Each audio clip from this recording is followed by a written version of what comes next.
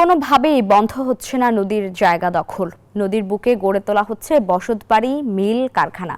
এতে প্রবাহমান নদী হারাচ্ছে জৌলুস। মরা নদী থেকে শুষ্ক মৌসুমে সেচ দিতে পারেন না কৃষক। নদী শাসনের ফলে পরিবেশেরও ঘটছে বিপর্যয়।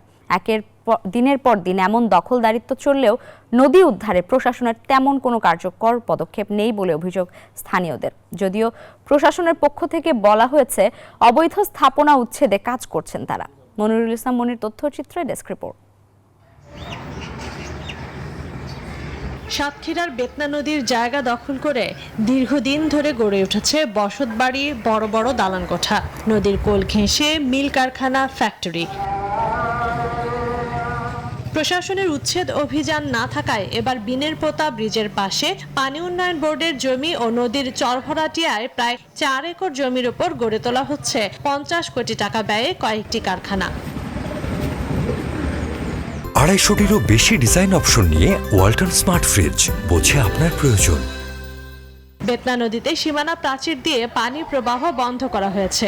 গড়ে তোলা হয়েছে কয়েকটি বহুতল ভবন। এতে ব্যাহত হচ্ছে জলভাটা। বড় লোকেরা এসে দখল করে নিয়ে বসে আছে। এখানে বড় নদী ছিল, হঠাৎ করে এখানে এই যে ফ্যাক্টরি করেছে, 2-3 তলা বিল্ডিং করেছে।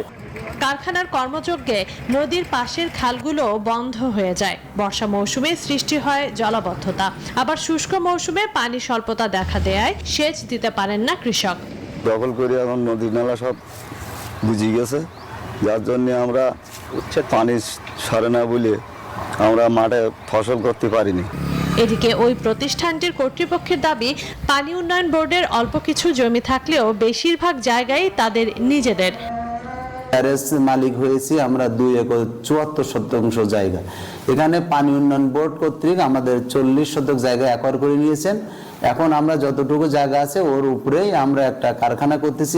জেলা প্রশাসক বলছেন, অবৈধ স্থাপনা উচ্ছেদে জিরো টলারেন্স নীতি রয়েছে সরকারের। ডিসি রেভিনিউকে নির্দেশনা দিয়েছি, আমাদের যে সদর প্রেসিডেন্ট তাকে পাঠিয়ে এটা বৈধ বা অবৈধ কিনা সেটা যাচাই করে আমরা অবৈধ পাই অবশ্যই আমরা ব্যবস্থা নেব। অচিরেই বেতনা নদী অবৈধ স্থাপনা মুক্ত হবে, বাঁচবে নদীর বহমানতা, আশা এলাকাবাসীর। Desk report, news 24।